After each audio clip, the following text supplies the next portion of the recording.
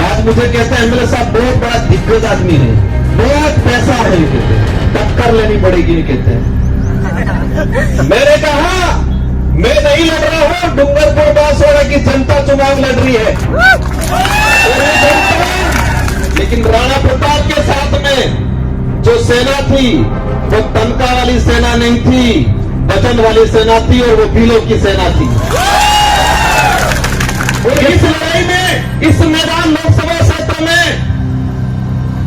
मुझे उम्मीद है पैसा वाली सेना नहीं टिकेगी, वचन वाली सेना टिकेगी। क्योंकि उनके साथ जो सेना है वो पैसा वाली सेना है, तनका वाली सेना है, तहरी वाली सेना है, और हमारा साथ वचन वाली सेना है, स्वाभिमान से जीने वाले लोग हैं। सभी साथियों को जय जोहार। मेरा वक्तव्य शुरू होने से पहले मैं ये जो धरती है बासिया सरपोटा की धरती को नमन। इस मंच पे जो जिनकी प्रतिमाएं लगी हैं, इन सारे महापुरुषों को मेरी ओर से नमन करना चाहूंगा। जिस महान व्यक्ति ने हमारे भारत देश का एक महान संविधान बनाया है, विश्व का सबसे बड़ा जो लिखित संविधान बनाया है, बाबा भीमराव अंबेडकर जी को नमन। उस संविधान में आदिवासी समाज का प्रतिनिधित्व करने वाले जयपाल सिंह मुंडा जी को नमन। और इस आदिवासी इलाके के अंदर जब राजा रजवाड़ा अंग्रेजों का जो शासन चलता था, उस दौरान एक भुखमरी चलती थी, तो रॉबिन हुड पांडे के नाम से जो अमीरों को लूट के गरीबों को, जो भुखमरी से जो मर रहे थे लोग, उनको खिलाने का काम करते थे। उन रॉबिन हुड पांडे टाटा मामा को नमन करना चाहूंगा। इस पूरे इलाके में अगर भक्ति के क्षेत्र में बात करें और भक्ति के माध्यम से, शांति के माध्यम से आदिवासी समाज के अंदर जन जागृति लाके अंग्रेजों और राजा रजवाड़ों की गुलामी से बाहर लाने का काम किया। गोविंद गुरु महाराज को भी नमन करना चाहूंगा। इन्हीं क्रम में हमारे जितने जो योद्धा हैं, और हम मां बालेश्वर जी को नहीं भूल सकते, जिन्होंने इस बांसवाड़ा पूरे जिले के अंदर आदिवासी समाज है, अन्य समाज है, सारे समाजों को एकजुट करके यहाँ के हक अधिकार को लेके इस क्षेत्र में काम किया। उनको भी नमन करना चाहूंगा। और मैं कोशिश करूंगा कि जितने जो महापुरुषों के मैंने जो नाम लिए और महापुरुषों के जो विचार थे, उन विचारों को जन जन तक पहुंचाने के लिए उन्होंने जो संघर्ष किया, उन्हीं विचारों को आगे बढ़ाने का काम मैं और मेरी भारतीय आदिवासी पार्टी करेगी और आने वाले समय में अनवरत करती रहेगी। इन विचारों को आगे बढ़ाएंगे। साथियों, पूर्व वक्ताओं ने हर प्रकार की बात बताई, हमारे क्षेत्र की बात बताई, आदिवासी समुदाय के हक अधिकार को लेकर बात बताई। और ये हमारा जो देश है एक लोकतांत्रिक देश है, और उस लोकतांत्रिक देश में विचारों के आधार पे जनता इन पार्टियों को मत देती है, उन नेताओं को मत देती है और विधानसभा लोकसभा में भेजती है। आज मुझे भी 84 की जनता ने दूसरी बार विधायक बनाया और वो भी राजस्थान की 200 विधानसभा के अंदर। उस दौरान 199 हरियाणा विधानसभा में एक साथ चुनाव हुआ था और उसमें परसेंटेज के मामले में सबसे अधिक मतदान 84 की जनता ने मुझे बहुमत देकर जिताया था। उससे पहले 2018 में मुझे जिताया 84 की जनता ने। और आज मेरा सौभाग्य है, डूंगरपुर बांसवाड़ा की जो जनता है, उस जनता की भावना थी कि ये व्यक्ति हमारे इस क्षेत्र का आदिवासी समुदाय के हक अधिकार की बात को लेके, एससी समुदाय के हक अधिकार की बात को लेके, माइनॉरिटी समुदाय के हक अधिकार की बात को लेके, और साथ ही इस क्षेत्र के अंदर अन्य समुदाय जो मानवता में विश्वास करता है, इन सारे लोगों की जो भावना है, उनकी बात है लोकसभा में ये व्यक्ति पहुंचाएगा। ये आपने विचार किया और आपके विचारों से हमारे पार्टी की जो सिलेक्शन प्रणाली है, इस भारत आदिवासी पार्टी में हाईकमान नहीं होता है और इस पार्टी में हाईकमान आम जनता, आम कार्यकर्ता होती है। और आपकी भावना के अनुरूप मुझे इस लोकसभा क्षेत्र का सांसद प्रत्याशी बनाया और मैं उम्मीद करूंगा कि जिस भावना से आपने मेरा सिलेक्शन किया है, उसी भावना से मेरा इलेक्शन भी करोगे, ये मुझे उम्मीद है आप सबसे। मैं आप सबको भरोसा भी दिलाना चाहूंगा, इस देश को आजाद कराने में, इस क्षेत्र के अंदर आजादी से पहले जो शोषणकारी नीति वाले लोग थे, उनके खिलाफ ये जो जितने जो महापुरुष हैं, उन महापुरुषों ने अपने विचारों के माध्यम से इस क्षेत्र में जन जागरण किया, लोगों को जागरूक किया और अपने हक अधिकार के प्रति लड़ने के लिए प्रेरित किया। और मैं वही विचार, ये जो महापुरुष हैं, उन महापुरुषों के जो उद्देश्य थे, इन उद्देश्यों को उन्हीं के विचारों के माध्यम से मैं पूरे करने की कोशिश करूंगा। साथ ही आज का जो कार्यक्रम है, अनुसूचित क्षेत्र में आरक्षण व्यवस्था, आरक्षण को लेकर महासम्मेलन,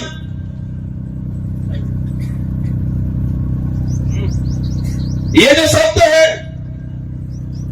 ये शब्द आते ही कई सवाल पैदा करता है अपने दिमाग में कि हमारा देश का संविधान लागू हुआ 1950 को और आज 2024 हो गया और अभी तक उस संविधान के अंदर जो प्रावधान थे, उन प्रावधानों को आज तक धरातल पे लागू नहीं किया।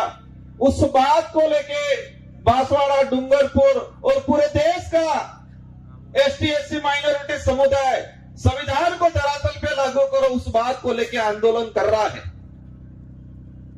बड़े दुख की बात है कि संविधान बना और देश पे जो लागू हुआ, हम कहते हैं 26 जनवरी 1950 को, लेकिन मूल रूप से उसके संविधान के अंदर जो प्रावधान थे, वो प्रावधान आज तक धरातल पे लागू नहीं हुए हैं। और देश के अंदर हमारे राष्ट्रीय पार्टी के लोग कहते हैं देश विकासशील से विकसित हो रहा है,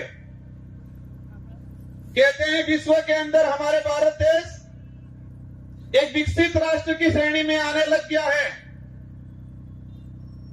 लेकिन देश के अंदर देखा जाए,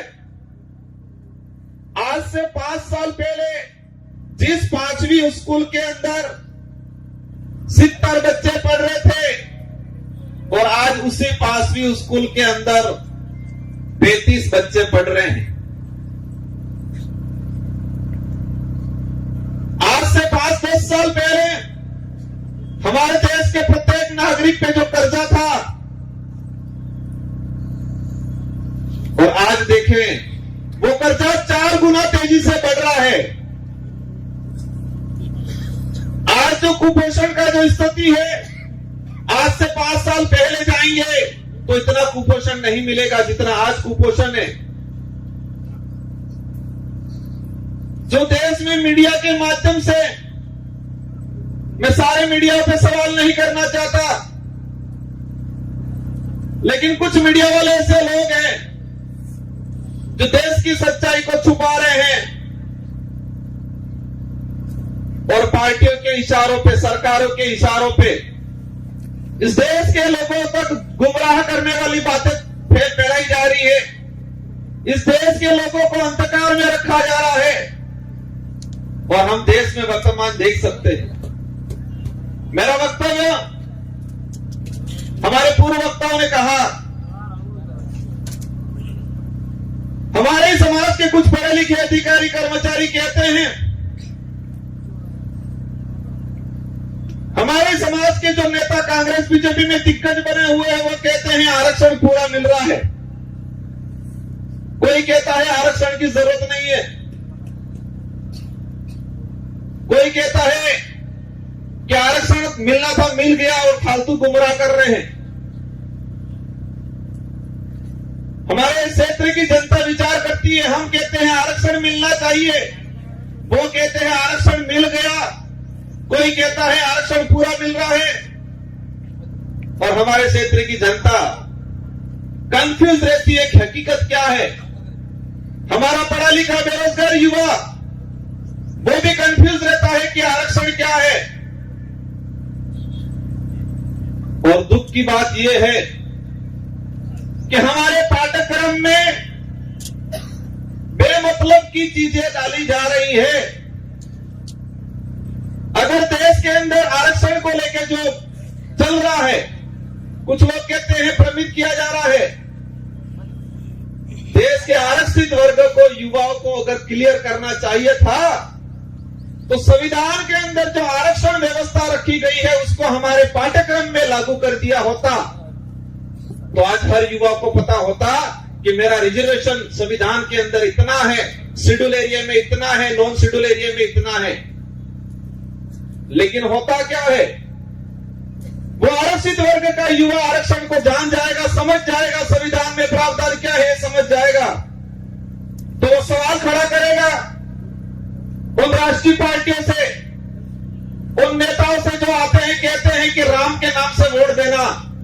कहते कि नहीं कहते हैं? इन लोगों ने कभी ये नहीं कहा कि बेरोजगारी खत्म करेंगे, बेरोजगारी खत्म करने के नाम से वोट देना, ये बोला उन्होंने? इस क्षेत्र में शिक्षा में गिरावट हो रही है, शिक्षा के क्षेत्र में हम काम करेंगे, इसके नाम से वोट देना, ये नहीं बोला। और इस देश का दुर्भाग्य है कि इस देश में ऐसे नेता पैदा हुए हैं जो खुद के समाज का तो भला नहीं किया, लेकिन जिस पार्टी का खाया, जिस पार्टी में पद प्राप्त किए, ऊंचे ओहदे पे गए, उस पार्टी के भी नहीं हुए। जिस पार्टी के अंदर गए हैं उनको कहना चाह रहा हूं कि जो व्यक्ति उनके समाज का नहीं हुआ, जो व्यक्ति उसकी पार्टी का नहीं हुआ, वो तुम्हारा कतई नहीं हो सकता है। तो इस क्षेत्र में देखा है मैंने, हमारे चंद्र वर्ग के भाइयों को जाके ये भड़काते हैं, कहते हैं कि तुम चिंता मत करना, मैं तुम्हारे साथ हूं, ये बोलते हैं। तो हमारे उन भाइयों को भी कहना चाहूंगा, जो खुद के समाज का नहीं हो सकता है वो आपका कभी नहीं हो सकता है। ये विचारधारा सच्चाई को लेकर लड़ रहे हैं, ये विचारधारा हम कहते हैं हम आदिवासी समाज में पैदा हुए हैं, मेरा पहला फर्ज बनता है कि मैं मेरे परिवार के लिए, मेरे समाज के लिए बात रखूं। साथ ही क्षेत्र के अंदर हमारे एसटी समुदाय के भाई हैं, माइनॉरिटी समुदाय के भाई हैं, इसके अलावा किसी भी वर्ग का गरीब भाई है, उसकी कोई भी बात होगी, कोई भी समस्या होगी, उसका निराकरण करेंगे हम लोग। और ये देख सकते हो हमारे 84 क्षेत्र के अंदर हर व्यक्ति ने हमको मत दिया और मुझे मेरी विधानसभा में प्रचार करने की जरूरत नहीं पड़ी थी। हमारे कार्यकर्ताओं ने मोर्चा संभाल लिया था और हाईएस्ट मत राजस्थान में टॉप 2 में लाके रख दिया मुझे। आरक्षण व्यवस्था को लेकर कुछ आंकड़े मैंने क्लियर किया है। अलग अलग डिपार्टमेंट की भर्तियों का, लेकिन इस मंच के सामने ही हमारे खाकी वर्दी वाले भाई दिख रहे हैं, इसलिए मैं उनके डिपार्टमेंट का कुछ आंकड़ा बता दूंगा।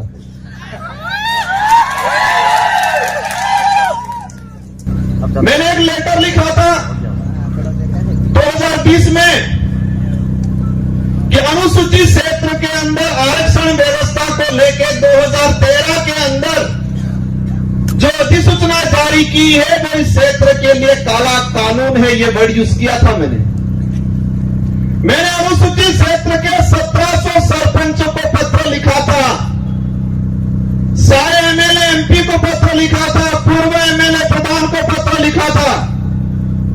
मैंने 2000 के करीब लेटर लिखे थे और उस लेटर में हेडिंग लिखी थी कि 2013 की अधिसूचना आदिवासी समुदाय के लिए काला कानून है, ये वर्ड यूज किया था मैंने।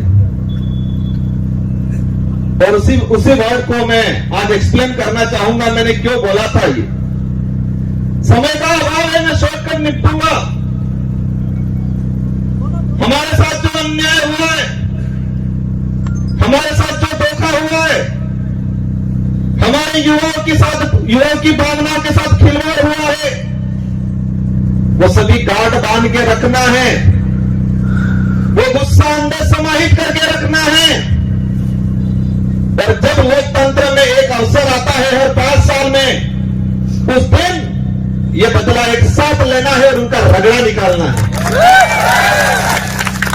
2013 की अधिसूचना हुई पुलिस डिपार्टमेंट की भर्ती 2013, 2016 और 2018, 3 भर्तियों के अंदर 2312 कुल पद आए।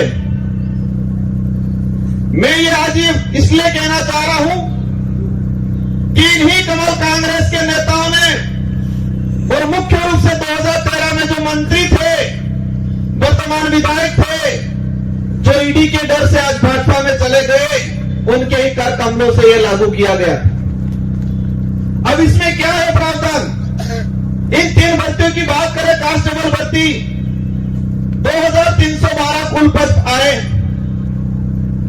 प्रावधान ये किया गया 45% एसटी को, 5% एससी को और 50% ओपन कैटेगरी को दे दिया जाएगा। मतलब ओपन कैटेगरी में कोई भी जा सकता है, एससी का व्यक्ति जा सकता है, एसटी का व्यक्ति जा सकता है, ये बात बोली उन लोगों ने। लेकिन आंकड़ा क्या आता है? मैं ऑल ओवर अगर बात करूं, एसटी को मिले 828, 2312 में से एसटी को मिले 828 और वो 35% पद मिले, 45% पूरा नहीं मिला। वही बात करें ओपन कैटेगरी के जो पद आए 1156 और मिले उनको मिले 1359, 58% और उसमें एसटी एससी का रिजर्व कैटेगरी के लड़के गए 12 लड़के। और वही ये सामने खड़े में कहना चाह रहा, उनकी पदोन्नति होती है, उनके पदों की गणना अपने कैटेगरी में लेते हैं। और कुछ नेता कहते हैं, ये बात इसलिए एक्सप्लेन कर रहा हूं मैं, हर व्यक्ति को अपना हक मांगने का अधिकार है। एक बाप के अगर 4 बेटे हैं, 3 बेटों के साथ अन्याय होता है और एक बेटा ही सारी जमीन लेके खड़ा खाता है, तो क्या 3 बेटे आवाज नहीं उठाएंगे?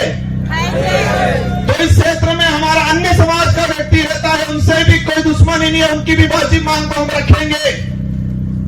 लेकिन हमारा फर्ज बनता है, जिस सर्टिफिकेट लगा के हम यहां पर आए हैं, उस सर्टिफिकेट के आधार पर एमएलए एमपी बनते हैं, तो उस जिस समाज का सर्टिफिकेट लगाया है, उस समाज के हक अधिकार के लिए अगर हम नहीं बोलते हैं तो कौन बोलेगा? इस आधार पर पुलिस भर्ती का अगर देखा जाए तो हमारे लड़कों का 300 पद के आसपास नुकसान हुआ। उस मां पे क्या गुजरी होगी जिस मां ने बच्चे को अपनी जमीन, अपने जेवरात गिरवी रख के बच्चे को पढ़ाया होगा, उम्मीद की होगी मेरा बच्चा पुलिस कांस्टेबल की तैयारी कर रहा है, नौकरी लगेगा। लेकिन इस प्रकार की अधिसूचना के कारण वो बच्चा आज नौकरी नहीं लगा और वो बच्चा आज गुजरात में जाके मजदूरी कर रहा है। मां के सपने अधूरे के अधूरे रह गए। ये लड़ाई उनके लिए है।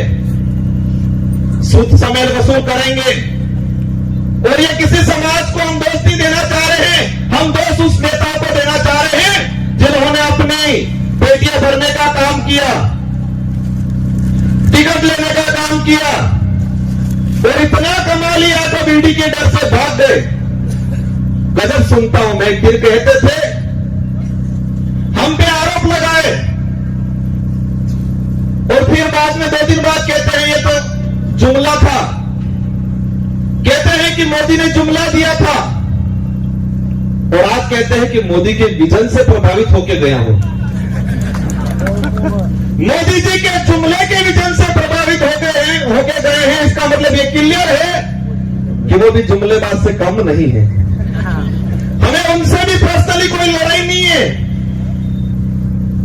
उनके कोई जमीन का बंटवारा हमारा नहीं है, लेकिन उनको इस क्षेत्र की जनता ने बड़ा लीडर माना था। हमारे बड़े बुजुर्गों ने आशा रखी थी उनसे कि ये नेता है बड़ा, हमारे लिए, हमारे क्षेत्र के लिए कुछ अच्छा करेगा। इन आशाओं पे पानी फेरने का काम किया है। मुझे कई जगह से जानकारी मिली, बुजुर्ग लोग जो रात दिन उस आदमी के लिए, उस पार्टी के लिए घूमते थे, खुद का पैसा खर्चा करके इन लोगों ने कई दिनों से दुश्मनी ले ली उस व्यक्ति की वजह से, उस पार्टी की वजह से। और आज बेचारे वो बुजुर्ग लोग रो रहे हैं। आपको चिंता करने की जरूरत नहीं है। पूरे देश के अंदर यही भारत आदिवासी पार्टी है जो सच्चाई को लेकर लड़ने का काम करेगी। तो आप देख सकते हो, उदयपुर संभाग की बात करें कि कांग्रेस कभी नहीं बात कर रही है कि शिक्षा अच्छी मिलनी चाहिए, स्कूलों में व्याख्याता लगने चाहिए, बेरोजगारी खत्म होनी चाहिए, हमारा अनाज है पकड़ा है उसको एमएसपी रेट मिलनी चाहिए, बात नहीं करेगी। बीजेपी भी वो बात नहीं कर रही है। बीजेपी कह रहे हैं मैं किसी भगवान या किसी धर्म का विरोधी नहीं हूं, लेकिन जो धर्म के नाम से, भगवान के नाम से वोट लेके राज करने का काम करते हैं, ऐसे लोगों का मैं घोर विरोधी हूं और विरोध करता रहूंगा। यहां पर हुआ था, जिनको आज हम ज्ञापन देने जा रहे हैं, ये माही विस्थापित होके लोग कदनावर में, ये माही डैम से विस्थापित होके लोग प्रतापगढ़ में रह रहे, आपके आसपास तो रह रहे, लेकिन मध्य प्रदेश के नीमच के अंदर लोग रह रहे हैं। और जो ये डांस ऑफ इंडिया में जो 5 बच्चियां गई थी, जिनका आपने सबने नाम सुना होगा, गली घास के नाम से जो लड़कियां है, नीमच में रहती है, झोपड़ियों में रहती है, उनके माँ बाप मजदूरी करते हैं, आज तक भी उनको जमीन का पट्टा नहीं मिला है। वो नीमच के नहीं है, ये माही से विस्थापित होके गए हुए लोग हैं। और आज कह रहे हैं हमारे यहाँ के लोग विस्थापित होके गए, उनको जमीन नहीं मिला आज तक। हमारे इन महापुरुषों ने अपनी जान गंवा दी इस क्षेत्र में सामाजिक जन जागरण के लिए, हक अधिकार के लिए। उनके नाम से नामकरण नहीं करना है और ऐसे नाम से नामकरण करना चाह रहे हैं। करना है कि इस क्षेत्र में जो लोग थे, किसी भी समाज का व्यक्ति हो, एससी का हो, ओबीसी का हो, किसी भी जिस व्यक्ति ने इस क्षेत्र के लिए काम किया है, मामा बालेश्वर आदिवासी नहीं थे, लेकिन आदिवासी समाज आज उनको भगवान की तरह पूछता है क्योंकि आदिवासी के लिए काम किया। हम हर उस व्यक्ति का, हर उस समाज का सम्मान करेंगे जो मानवता में विश्वास करता है, और उस हर व्यक्ति और उस धर्म का विरोध करेंगे जो छूत भेदभाव उच्च नीच करता है, उन सबका हम विरोध करेंगे। क्योंकि ये देश संविधान से चलता है। और आज बात करें, एक नारा लगाया जा रहा है 400 पार। क्या नारा लगा रहे हैं? 400 पार। अंग्रेजों मुगलों ने इस देश को कम लूटा था, इससे भी खराब स्थिति से ये लोग इस देश को लूट रहे हैं। इसका असर आदिवासी या एससी को ही नहीं है, इसका असर पड़ेगा हर वर्ग के व्यक्ति को आने वाले समय में भुगतना पड़ेगा। पूरी तरह से इस देश को लूट रहे हैं। एक वक्त था 2013 के अंदर वो नारा लगाते थे वही वो व्यक्ति कि न खाऊंगा न खाने दूंगा, और आज जितने देश के अंदर खाने वाले लोग थे उन सबको वो साथ में मिला के कह रहे कितना लाओ लाओ बंटवारा करते हैं। ये सारी बातें होगी, लेकिन हमको करना क्या है? हमको उनको सबक सिखाना है, उन नेताओं को एहसास कराना है कि ये राजतंत्र नहीं, ये लोकतंत्र है, और इस लोकतंत्र में संविधान ने जनता को ताकत दी है, जिसे हम लोकतंत्र की कुंजी कहते हैं, जो वोट है, और हर 5 साल में उसका अवसर आता है। आज मुझे कहते हैं एमएलए साहब बहुत बड़ा दिग्गज आदमी है, बहुत पैसा है, कहते हैं टक्कर लेनी पड़ेगी, ये कहते हैं। मैंने कहा मैं नहीं लड़ रहा हूं, डूंगरपुर बांसवाड़ा की जनता चुनाव लड़ रही है, और ये जनता पैसों के लिए चुनाव नहीं लड़ रही है, ये जनता सुख सुविधाओं के लिए मेरे साथ नहीं है, ये जनता स्वाभिमान के लिए है। इस जनता के अंदर जो साथ मेरे साथ जुड़ रहा है, संगठन के साथ जुड़ रहा है, उस प्रत्येक व्यक्ति के अंदर स्वाभिमान जगा है, अपने आने वाली पीढ़ी के लिए कुछ कर गुजरने की ताकत जगी है, इसलिए मेरे साथ जुड़े। और देश के इतिहास उठा के देख लो, आजादी से पहले भी जो राजा रजवाड़ा या मुगलों की सेना होती थी, तो सेना में भर्ती होता था सिपाही, तो सैलरी के लिए होता था, तनख्वाह मिलती थी, या किसी राजा से एग्रीमेंट होता था, सहयोग में पूरी सेना भेजता था, तो रियासत क्षेत्र की कुछ जमीन को लेकर सौदा होता था। लेकिन वो सेना युद्ध के मैदान में टिकती नहीं थी, और यही देश के इतिहास उठा के देख लो कि मुगल के अकबर के सामने इस देश के सारे राजाओं ने अधीनता स्वीकार कर ली थी, लेकिन महाराणा प्रताप एक ऐसा था जिसने मुगलों के सामने अधीनता स्वीकार नहीं की थी। देश के इतिहास में पढ़ाया जाता है, हमारे बड़े बुजुर्गों से सुनते हैं कि देश के अंदर सारे राजाओं ने अकबर की अधीनता स्वीकार कर ली, लेकिन राणा प्रताप ने अधीनता स्वीकार नहीं की, क्योंकि देश के अंदर अन्य जो राजा थे उनकी जो सेना थी वो सैलरी पे थी, तनख्वाह पे थी। देश के अंदर जो अन्य राजा थे उनके सहयोग में आई हुई सेना कुछ जमीन की लालच में आई थी मदद करने, लेकिन राणा प्रताप के साथ में जो सेना थी वो तनख्वाह वाली सेना नहीं थी, वचन वाली सेना थी, और वो भीलों की सेना थी। किसकी सेना थी? भीलों की सेना थी, पठानों की सेना थी। अगर वो तनख्वाह वाली सेना होती तो युद्ध के मैदान में टिकती नहीं। वो स्वाभिमान के लिए, अपने वचन के लिए गई थी राणा प्रताप के साथ, और इसलिए देश के अंदर महाराणा प्रताप के नाम से उनको जाना जाता है। और उनके भाई थे शक्ति सिंह और जगमाल, वो भाई भी उनके साथ में नहीं थे। इससे यह सिद्ध होता है कि महाराणा प्रताप को किसने साथ दिया। उनके परिवार के लोग भी हट गए थे, वो भी मान सिंह की गोद में जाके बैठ गए थे। उस कुल के लोग हैं ये, और मुझे पता है कि इस कांग्रेस और बीजेपी के बहकाव में आके उनसे पैसा लेके ये काम नहीं करेंगे। ये लोग स्वाभिमान के लिए काम करेंगे, ये वचन के लिए काम करेंगे, आने वाली पीढ़ी के लिए काम करेंगे। मेरी बात को आप समझ गए होंगे कि हमारे लोगों ने महाराणा प्रताप को वचन दिया था, तनख्वाह नहीं ली थी। फौज में हमारे लोग भर्ती नहीं हुए थे, तनख्वाह की बेसिस पे नहीं हुए थे। पूरा गांव के सिपाही लोग, जवान लोग गए थे, वो वचन दिया था।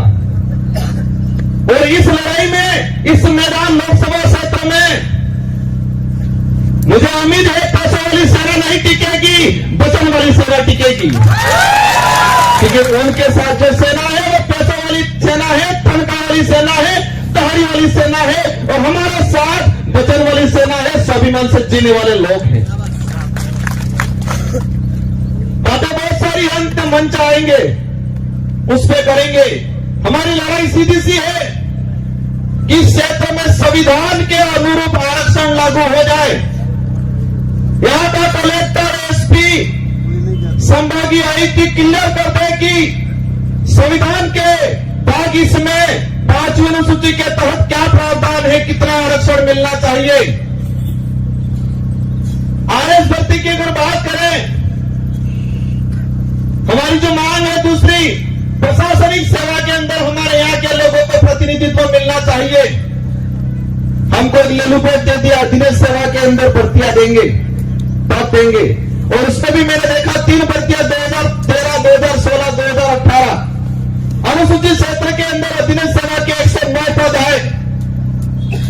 एसटी के लोगों को मिले 42, ओपन कैटेगरी में गए 67 और एससी समाज को मिले 0। और ओबीसी वालों को पता ही नहीं है कि हम है कौन, हम आते कहां है वही नहीं पता है उनको। और मैं कहता हूं, इस क्षेत्र से अगर ओबीसी की किसी ने आवाज उठाई थी, राजकुमार रोड ने उठाई थी। हम हर व्यक्ति की बात करेंगे, लेकिन हमारा हक किसी को मारने नहीं देंगे। एससी समुदाय को 0 सीट तीनों भर्तियों में, और अधीनस्थ सेवा के अंदर 67 पद आए, उसमें एसटी एससी रिजर्व कैटेगरी का एक लड़का नहीं गया। हमारे साथ 13 से 14 अधीनस्थ सेवा के आरएस अधिकारियों के पद मारे गए। इसका गुनहगार कौन? जो ईडी के डर से भाजपा में गए हो है। ये लड़ाई बेरोजगारों की लड़ाई है। ये लड़ाई हमारे क्षेत्र में, शिक्षा के क्षेत्र में क्रांति लाने की लड़ाई है। हम सबको लड़ना है। ये चुनाव जीतने तक का उद्देश्य नहीं है, नारे लगाने या पार्टी का नाम लेने तक का उद्देश्य नहीं है। हमको हमारा समाज बचाना है, हमारा देश बचाना है। ये देश का संविधान अधिकार देता है हर व्यक्ति को, हर समाज को अपने हक अधिकार की बात करने का अधिकार है, और करना चाहिए हर व्यक्ति को। लेकिन हमारे यहाँ के नेताओं ने इस क्षेत्र को बर्बाद करने का काम किया है। मुद्दे अनेक हैं। ये 400 पार का जो नारा लगा रहे हैं, उस नारे को समझना। इन लोगों की चाल है संविधान बदलने की, संविधान को खत्म करना चाहते हैं। और आप सुन लेना, अभी एक उदाहरण है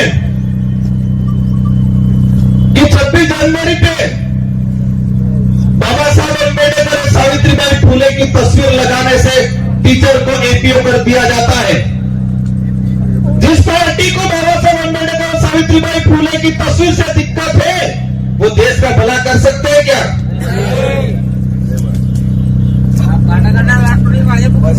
ये अंग्रेजों से भी बदतर स्थिति देश की करने वाले हैं। और हम सबको मिलके, और ये पार्टी कोई क्षेत्रीय पार्टी है, इस डूंगरपुर, बांसवाड़ा, उदयपुर तक सीमित रहने वाली नहीं है। ये पार्टी अरब सागर से लगा के बंगाल की खाड़ी तक जितने जो स्टेट पड़े हैं, और हमारे साथ हर वर्ग का व्यक्ति जुड़ रहा है। हम सच्चाई की लड़ाई लड़ रहे हैं। आने वाले समय में मुझे उम्मीद है मेरी बात पे आप गौर करोगे कि युद्ध के मैदान में सैलरी वाली जो तनख्वाह वाली सेना नहीं टिकती है, युद्ध के मैदान में वचन वाली और स्वाभिमान वाली सेना टिकती है। और वही सेना मेरे साथ है। मुझे पता है हमारे लोग गरीब है, कमजोर है हमारा कार्यकर्ता, लेकिन मुझे यह भी पता है कि उस व्यक्ति के अंदर जमीन जिंदा है, उसका स्वाभिमान नहीं मरा है। वो व्यक्ति डट के मुकाबला करेगा, और पूरे भारत की रोमांचक सीट ये होगी। और मुझे दुख भी है, मेरे 84 के कार्यकर्ताओं का दुख है, मेरा भी दुख है कि 84 की जनता ने शानदार मैंडेट दिया था मुझे। मेरी भी इच्छा थी मैं 84 के अंदर ही रहूं, मेरे कार्यकर्ताओं की भी इच्छा थी 84 के अंदर रहूं, लेकिन बांसवाड़ा वाले ही नहीं माने। और आपको ये तिरवाने का काम करना है और ये बेड़ा पार करना है। इन्हीं शब्दों के साथ आप सबको धन्यवाद। एक बात और बोलना चाहूंगा, देश के अंदर भाजपा के नेता बहुत प्रभावित थे और विशेषकर बांसवाड़ा में जो भाजपा के नेता बेचारे बहुत प्रताड़ित थे, हमसे भी ज्यादा प्रताड़ित थे। बचपन में बच्चा रोता था, मां कहती थी भूत आ जाएगा सो जाएगा। और यहाँ भाजपा के नेता इतने प्रताड़ित थे, हल्का सा बेचारा कुछ करता है कहते हैं ईडी आ जाएगी, चुप हो जा, आ जाओगे तो ईडी आ जाएगी, मोदी जी की ईडी आ जाएगी, चुप हो जाएगा। वो चाहता बहुत कुछ से बेचारा, पर अंदर से डर हुआ। उनको भी कहना चाहूंगा, आप चिंता मत करो, आपके विचारों को यहां रखने का अवसर मिलेगा। इस संगठन के साथ जुड़ो और इस क्षेत्र की जनता के लिए, युवाओं के लिए, हक अधिकार के लिए आगे बढ़ो। हम आपको साथ में लेकर चलने का काम करेंगे। इन्हीं शब्दों के साथ आप सबको धन्यवाद, आभार, जय जवाहर, जय भारत, जय संविधान।